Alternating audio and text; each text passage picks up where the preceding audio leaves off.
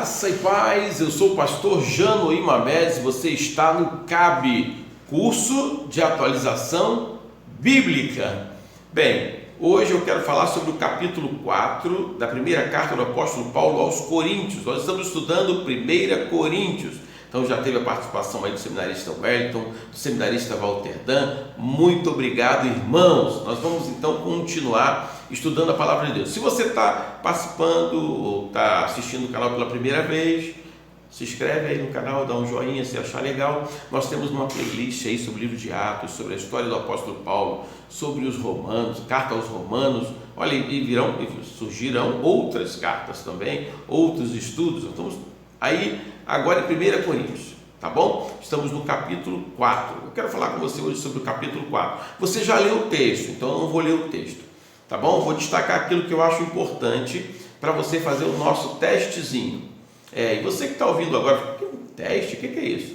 Você quer participar? Você coloca aí no comentário, coloca o seu WhatsApp, tá bom? E a gente então entra em contato com você, tá? Eu vou colocar também nesse vídeo o número do WhatsApp, para que se você quiser entrar em contato, você manda o teu número e aí eu envio para você o teste, tá? Que é feito pelo Forms, beleza? É de graça. Aliás, eu tenho cobrado do pessoal 1 quilo de feijão por mês para a nossa campanha do quilo. Mas se não der para enviar, não tem problema. Nós estamos aqui estudando a palavra do Senhor. Beleza? 1 Coríntios, capítulo 4.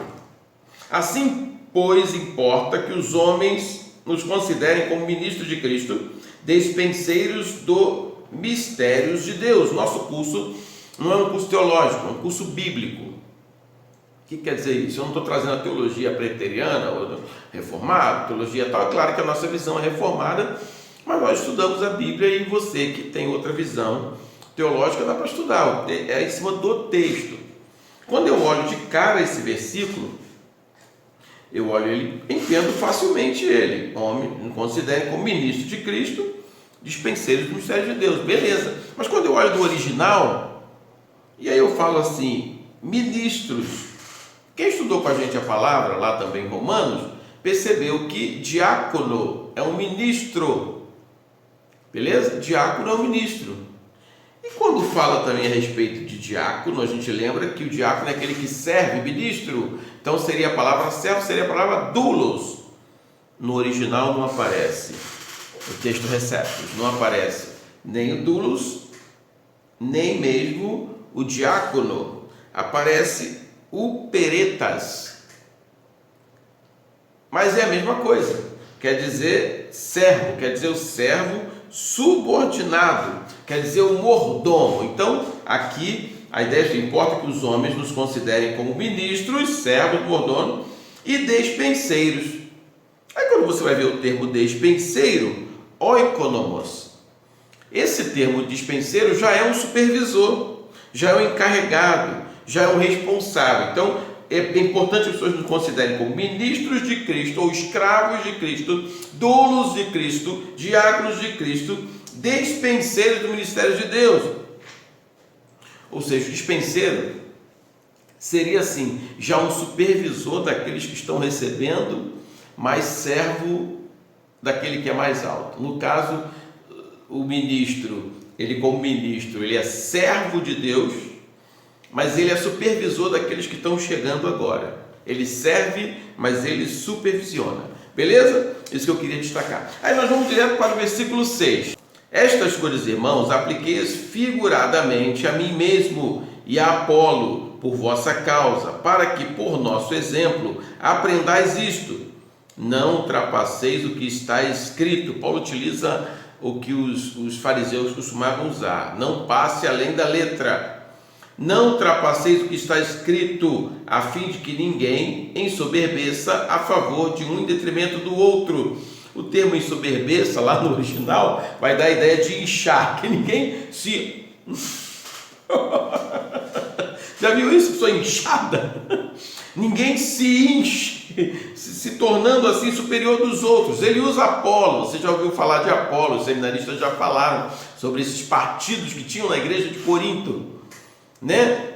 Paulo, Cefas, Apolo, Cristo, né? Então as pessoas criavam partidos, a igreja estava dividida e ele usa o termo de Apolo para dizer assim, ó, nós não queremos superar, não queremos ser o exemplo, nós não queremos um querer superar o outro, nós queremos ser exemplos para vocês. Eu queria destacar isso para você. No versículo 8, Paulo usa uma ironia, diz assim, ó, já estáis fartos, já estáis ricos, chegaste a reinar sem nós.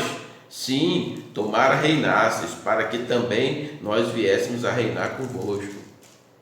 Vocês estão com o rei na barriga, vocês são, tomara, cresça mais, porque aí a gente também recebe algum benefício disso.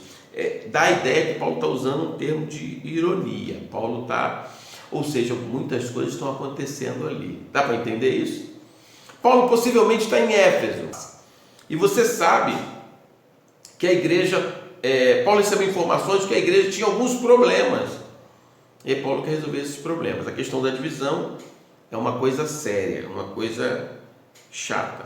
Vamos para o versículo 13? Assim, ó, quando caluniados, procuramos conciliação. Até agora, temos chegado a ser considerados lixo do mundo, escória de todos. Uma coisa interessante que é preciso mencionar, que Paulo era alguém que trabalhava fazendo tendas. Para o grego, todo o trabalho manual devia ser feito por escravos. Você entende isso? Então você tem um líder que trabalhava fazendo tendas. Aí você pensa, isso é só naquela época. Também hoje tem essa discriminação.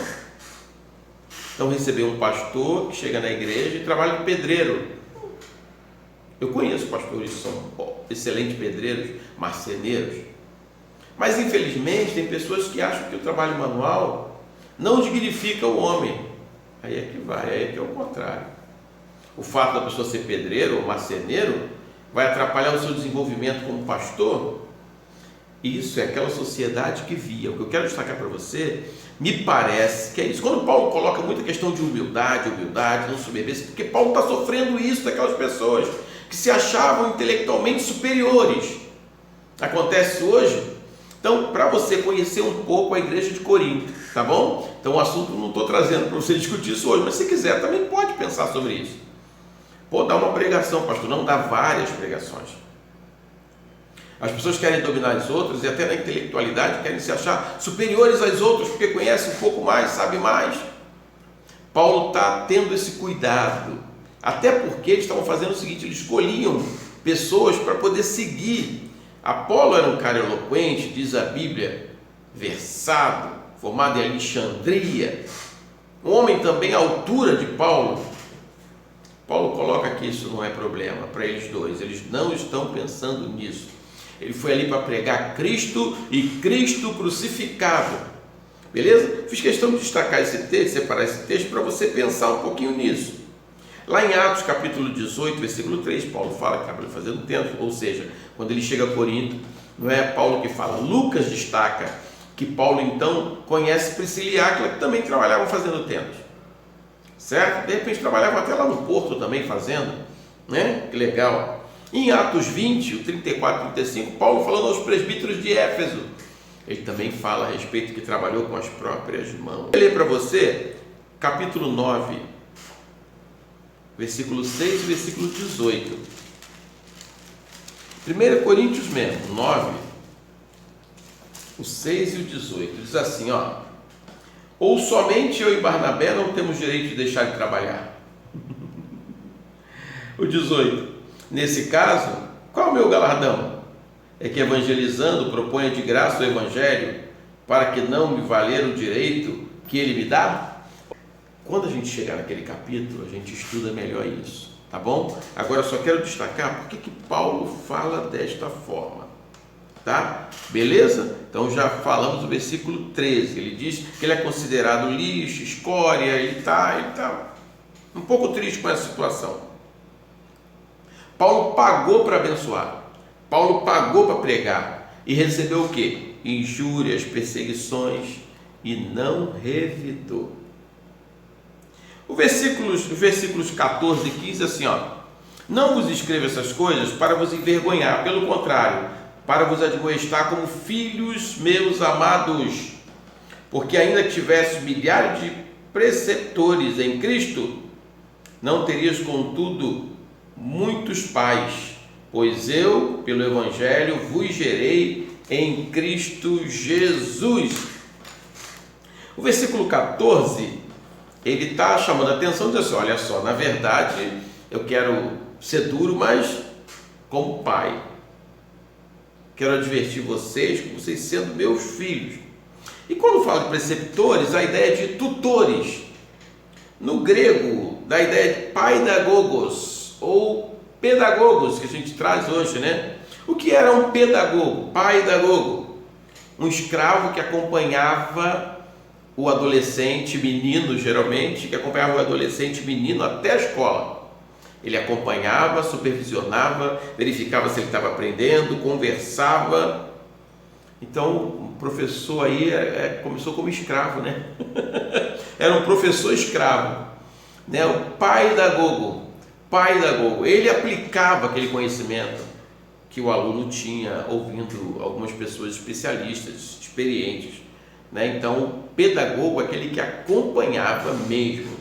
Então, esse termo também me chamou a atenção. Eu falei, tutores, deve ter 10 mil tutores, né? Mas, então, Paulo está destacando essa situação e é bom você marcar isso aí. E o versículo 21 que eu quero falar com você. Que preferis? Irei a vós outros com vara ou com amor? E espírito de mansidão? Paulo está destacando a questão da sua autoridade, né? Paulo está dizendo que aqueles membros de Corinto eram como adolescentes espirituais. Você conhece gente assim? Ele está querendo dizer isso. Aquela igreja era formada por pessoas que achavam que estava lá no topo, mas ainda não tinha passado por uma situação para aprender de verdade. Paulo adverte todos eles sobre a possibilidade dele usar da autoridade. Paulo não está falando da vara, simbolizando a vara aí, o Antigo Testamento tem muito mais vezes esse termo, significando não só a vara de Arão e tal, mas a vara da correção. Paulo está usando nesse sentido mesmo, mas não está falando da vara de bater nos irmãos, está falando de usar da sua autoridade para disciplinar, a vara da disciplina. E eu quero finalizar lendo para você 2 Coríntios, capítulo 10, versículo 8, a gente ainda vai chegar lá, né? 10, 8 diz assim: porque se eu me gloriar um pouco mais a respeito da nossa autoridade, a qual o Senhor nos conferiu para edificação e não para destruição vossa, não me envergonharei. Paulo está querendo destacar o seguinte: a correção é para ajuda. Então, cuidado, você que é líder e tal, vou usar a vara, agora chegou a vez da vara, é para ajuda. Então, Paulo está dizendo o seguinte: se eu não me gloriar um pouco mais a respeito da vossa autoridade, ou seja, na verdade também a necessidade das pessoas entenderem o que é autoridade. Parece que a igreja de Corinto estava precisando aprender um pouco sobre isso. 2 Coríntios capítulo 13, versículo 10, diz assim, portanto escreva estas coisas estando ausente, para que estando presente, não venha usar de rigor segundo a autoridade que o Senhor me conferiu, para edificação e não para destruir. Da mesma forma, Paulo não abre mão da sua autoridade, mas ele diz, a autoridade não é para edificar, não é para destruir. Eu quero deixar esse pouquinho para você conversar sobre o capítulo 4. Bem, amanhã vamos ver o capítulo 5. Deus abençoe a sua vida, a sua família, graça e paz. Tchau.